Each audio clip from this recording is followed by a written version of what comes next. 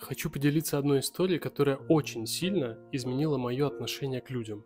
Возможно, и у вас поменяет. В 22 году я переехал на Бали, как и многие в то время. Приметил себе один варун, в который ходил очень долгое время. За 300 рублей ты мог съесть большую тарелку риса с курицей и овощами с ореховым соусом и еще выпить кофе с молоком. И это место было аутентично тем, что оно было очень маленькое, и им владела одна семья.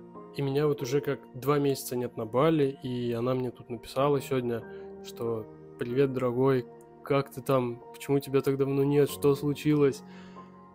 И это так мило. Это... Я же просто клиент. В этом ничего такого нет.